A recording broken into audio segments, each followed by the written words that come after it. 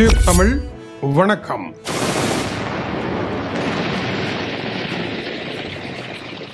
உக்ரைனிய படைகள் வளைகுடா நாடுகளில் இறங்கிவிட்டன. இது மிகப்பெரிய தவறு, சர்வதேச சட்டங்களுக்கு முரணானது என்று ஈரானுடைய ஐக்கிய நாடுகள் ஸ்தாபனத்திற்குரிய சிறப்பு பிரதிநிதிகள் குழுவினர் ஐக்கிய நாடுகள் சபையினுடைய செயலாளர் நாயகம் அன்டோனியோ குட்டராஸிடம் தங்களுடைய முறைப்பாட்டை வழங்கி இருக்கின்றார்கள். வளைகுடா நாடுகள் ஈரானினுடைய ஆளில்லா விமானங்களினுடைய தாக்குதல்களை முறியடிக்க முடியாத நிலையில் இருக்கின்றன. வளைகுடா நாடுகளுக்கு ஈரானினுடைய ஆளில்லா விமானங்களை தடுத்து நிறுத்துவதற்குரிய திறன் போதியதாக இல்லை. இதனால் உக்ரைனினுடைய நிபுணர்கள் அவர்களுடைய தாக்குதல் கருவிகள் அதற்கான டேட்டாக்கள் யாவும் கொண்டு வரப்பட்டிருக்கின்றன.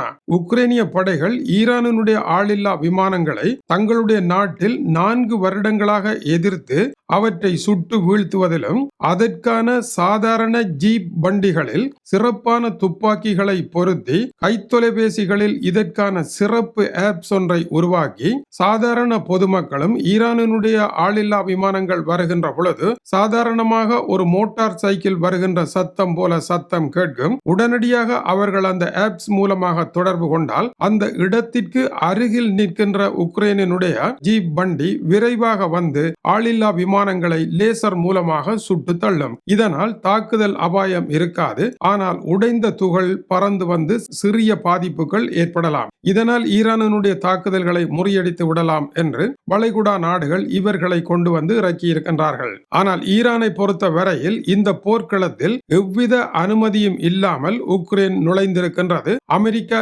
இஸ்ரேல் ஆகிய நாடுகளுக்கு ஆதரவாக என்று ஈரான் கூறுகின்றது. உக்ரைனுடைய நூற்றுக்கணக்கான நிபுணர்கள் ஈரானுக்கு எதிராக இப்பொழுது வந்து நிற்கின்றார்கள். இதனால் உக்ரைன் நேரடியாக இந்த போர்க்களத்தில் ஈரானுடன் மோதுகின்ற ஒரு நாடு என்ற நிலையை அடைந்திருப்பதாக அவர்கள் அறிவித்திருக்கின்றார்கள். ஆனால் உக்ரைன் ஈரானுடைய குற்றச்சாட்டை நிராகரிக்கின்றது. ஈரான் ரஷ்யாவுடன் ஒப்பந்தம் செய்து தன்னுடைய ஆளில்லா விமானங்களையும் ஏவுகணைகளையும் ரஷ்யாவிற்கு ஏற்றுமதி செய்கின்றது. அந்த ஆளில்லா விமானங்களினால் தான் உக்ரைனியர்கள் மரணித்துக் கொண்டு இருக்கின்றார்கள். எனவே உக்ரைனுடைய போர்க்களத்தில் எந்த அனுமதியும் இல்லாமல் உள்ளே நுழைந்த ஈரானுக்கு பதிலாக நாங்கள் நுழைவதில் என்ன தவறு இருக்க போகின்றது என்பது உக்ரைனுடைய கேள்வியாக இருக்கின்றது. இந்த விவகாரத்தில் உக்ரைன் மீது குற்றம் சுமத்த ஈரானுக்கு யாதொரு முகாந்திரமும் கிடையாது என்பது உக்ரைன் தன்னளவில் வகுத்து கொண்ட நியாயமாக இருக்கின்றது. மேலும் எரிபொருள் கட்டமைப்புகள் மீது தாக்குதல் நடத்த ஈரானுடைய ஏவுகணைகள் ஏவப்படுகின்றன. இந்த ஏவுகணைகளையும் தடுத்து நிறுத்துகின்ற ஆற்றல் உக்ரைனிய படைகளுக்கு இருப்பதனால் இதிலும் ஈரானுக்கும் உக்ரைனுக்கும் இடையே முறுகல் ஏற்பட்டு இருக்கின்றது. ஆனால் உக்ரைன் வளைகுடா நாடுகளுடன் எத்தகைய ஒப்பந்தம் செய்திருக்கின்றது என்ற இரகசியம் இன்னமும் வெளியாகவில்லை. ஆனால் சூடானில் நடைபெறுகின்ற போரில் ரஷ்யாவிற்கு எதிராக உக்ரைனிய படைகள் நிற்கின்றன. உக்ரைனிய படைகளை இன்று மேற்கு நாடுகள் இத்தகைய காரியங்களுக்கு பயன்படுத்தி கொண்டிருக்கின்றார்கள். ஏற்கனவே உக்ரைன் நாடாகவே கூலிப்படையாக சென்று பல நாடுகளில் போர் புரிகின்ற பழக்கம் உடையவர்கள் என்பதனால் அவர்களுடைய வரலாற்றில் அவர்களுக்கு இது ஒன்றும் புதுமையும் இல்லை. மேலும் ஈரானுக்கு ஆதரவாக ரஷ்யா இப்பொழுது களத்தில் நிற்கின்றது. அமெரிக்காவினுடைய உளவு விமானம் எங்கே நிறுத்தி வைக்கப்பட்டிருக்கின்றது என்பதை 3 தடவைகள் துப்பறிந்து ஈரானுக்கு சரியான இலக்கை வகுத்து கொடுத்தது ரஷ்யா தான் என்று உக்ரைனிய அதிபர் குற்றம் சுமத்தி இருந்தார். எனவே தன்னுடைய எதிரியாகிய ரஷ்யா ஈரானுக்கு ஆதரவாக நிற்கின்ற பொழுது அவர்களுடைய எதிரியாகிய தாங்கள் அவர்களுக்கு எதிராக வளைகுடாவில் நிற்பது என்ன வகையில் குற்றமாகும் என்று உக்ரைன் கேட்கின்றது. எனவே உக்ரைன் ரஷ்யா போர் சம்பந்தம் இல்லாமல் மத்திய கிழக்கிற்குள் வந்து குடியேறி இருக்கின்றது. இதனுடைய விளைவு வடகொரியாவும் பெலருசும் இந்த போர்க்களத்திற்குள் நுழைவதற்கான அபாய நிலை இருக்கின்றது. 2 நாடுகளும் கடந்த சில தினங்களுக்கு முன்னர் சந்தித்து பேசி இருக்கின்றன. இப்படி ஒவ்வொருவராக வந்து இறங்குகின்ற பொழுது இது உலக போராக மாறக்கூடிய அபாயத்திற்குள் நுழையும் என்பது கவனிக்கத்தக்கது. ஈரானில் பாரிய வெடியோசை நேற்று கேட்டிருக்கின்றது. தீப்பிடிக்கும் வீடியோ என்றை டொனால்ட் ட்ரம்ப் வெளியிட்டிருக்கின்றார். ஈரானுடைய ஆயுத கிடங்கின் மீது 900 கிலோ எடையுள்ள பங்கர் பூஸ்டர் குண்டை தாங்கள் வீசியதாகவும் நிலத்தடியில் இருந்த இந்த ஆயுதங்கள் எல்லாம் இப்பொழுது வெடித்து சிதறி எரிந்து கொண்டிருப்பதாக டொனால்ட் ட்ரம்ப் குறிப்பிடுகின்றார். பங்கர் பூஸ்டர் என்கின்ற குண்டுகள் சுமார் 80 மீட்டர் ஆழம் வரை நிலத்தடிக்குள் செல்லும் என்று கூறினாலும் அதிகமாக அதைவிட கூடுதலாக செல்லுகின்ற குண்டுகளை அமெரிக்கா வைத்திருக்கலாம் என்றே கருதப்படுகின்றது.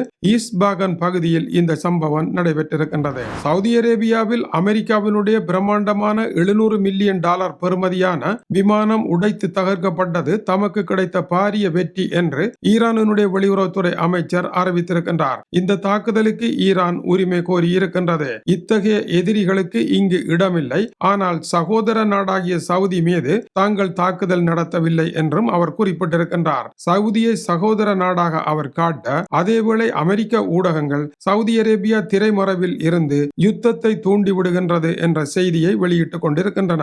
சவுதி அரேபியா திரைமறைவில் இருந்து யுத்தத்தை தூண்டிவிட்டாலும் கூட அதை செய்தியாக வெளியிடுவது சரியா என்ற கேள்வியை கேட்க ஆளில்லாமல் கிடக்கின்றது. அந்த கேள்வி குவைத்திற்கு சொந்தமான பாரிய ஆயில் டேங்கர் ஒன்று துபாய் துறைமுகத்தில் பற்றி எரிந்து கொண்டிருக்கின்றது. இதிலிருந்து ஆயில் கசியலாம் என்று கூறப்பட்டது. இப்பொழுது தீ கட்டுப்பாட்டில் கொண்டு வரப்பட்டிருப்பதாகவும் இந்த கப்பலில் இருந்த 24 பேரும் உயிருடன் மீட்கப்பட்டு இருப்பதாகவும் இது பாரிய கப்பல் என்றும் கப்பலில் எண்ணெய் முற்று முழுதாக நிரப்பி இருந்த வேளையில் இந்த தாக்குதல் நடைபெற்றிருப்பதும் கவனிக்கத்தக்கது.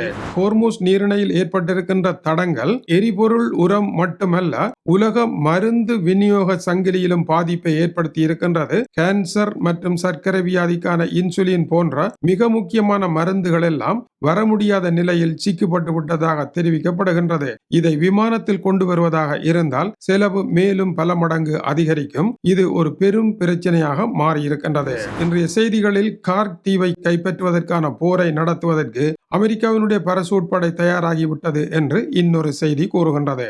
தொடர்ந்து இணைந்திருங்கள். போர் வேக வேகமாக சூழ் கொண்ட மேகமாக சுழன்று கொண்டிருக்கின்றது. இது டியூப் தமிழனுடைய உலக செய்திகளுக்காக டென்மார்க்கிலிருந்து கீசே துறை.